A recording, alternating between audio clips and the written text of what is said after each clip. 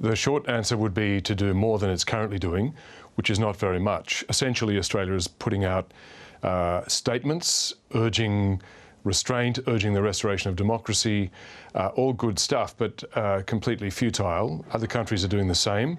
And it doesn't hurt, I suppose, that you hear many voices calling for the same thing. The other thing Australia is doing is making consular contact with Sean Turnell, the Australian citizen who's been detained, an advisor to Aung San Suu Kyi, who's been detained by the military in Myanmar.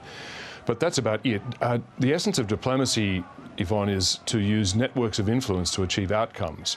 So putting out statements is not achieving anything. Australia has kept intact, for example, its military-to-military relationship with Myanmar. A few years ago, after the atrocities against the Rohingya minority in Myanmar came to light, most Western democracies cut their ties to the military. Australia did not. So at the very least, that's a channel of dialogue. That channel should be used to try and negotiate with the Myanmar military. Likewise, Australia should be working with like-minded democracies, perhaps with the ASEAN group, to set up some mediation, to identify a point of contact and mediation with the Myanmarese regime, to try to negotiate an early outcome, an early end to what they've declared as 12 months of emergency rule. They're some of the sorts of things at a bare minimum that an active concerned government would be doing at this moment. Peter, turning our attention to the recent WHO-led probe into the origins of coronavirus in Wuhan, why is Australia taking issue with the way it was handled by China? Well, the Foreign Minister, Marise Payne, was saying at length yesterday that Australia wanted to see, now that the World Health Organization team has been allowed in, onto Chinese soil for a week to have an initial investigation, that Australia wants to see a full, detailed disclosure of all the facts of what happened, how the COVID-19 outbreak began and how it was initially handled and got out of control in China. And reasonably enough, I mean, 2.5 million people have died and the world's been plunged into its biggest recession, biggest depression in a century. 3 of the members of the international team who went into Wuhan, into China last week, after the mission have said, and this includes Dominic Dwyer, the Australian scientist who is a part of that mission, that the Chinese authorities did not supply all of the data that the science team wanted. One of the international WHO team members has said that it was a negotiation with the Chinese authorities trying to extract information. Now, negotiation, of course, Yvonne, implies 2 opposed sides trying to reach a compromise.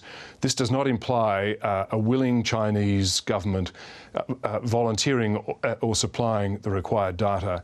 And it reminds me that last year we saw a leak of documents from within the Chinese government where Xi Jinping, the Chinese president, had said that any research produced by any Chinese researcher on COVID had to go through him and be approved. He said we have to play the research into the COVID origins game, quote, like a game of chess. So I think it's not only going to be Australia, it's going to be a number of countries who will be expressing some frustration at the Chinese authorities' reluctance to be full and frank about this pandemic. And for Australia, is raising these issues likely to further damage the relationship with Beijing?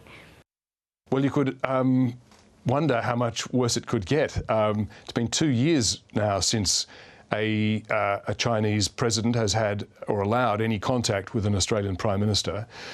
The relationship, as you know, is now at a stage where more than $50 billion worth of Australian exports has been subject to coercive tariffs in China, not because of any actual trade complaints, but simply as a matter of coercion. The Chinese government, because, well, the misconduct of China in trying to suppress and control and inform the world about the COVID virus has killed more than 900 Australian citizens and created Australia's biggest recession in 30 years. So how much worse could it get? I don't know. You could argue that Australia should cut its losses, shut its mouth, and bow to the Chinese government's pressure. In which case, I would suggest to you that our autonomy and our sovereignty, we'd have to start all over again, and the Chinese authorities would expect that would be the end of any Australian independent policy making. Alternatively, Australia, having led the world and taken the risk in demanding this inquiry 10 months ago, could remain true to its original intent and continue to take the principal position and demand information about the worst pandemic the world has seen since 1918. Peter, thanks for your analysis. Pleasure, Yvonne.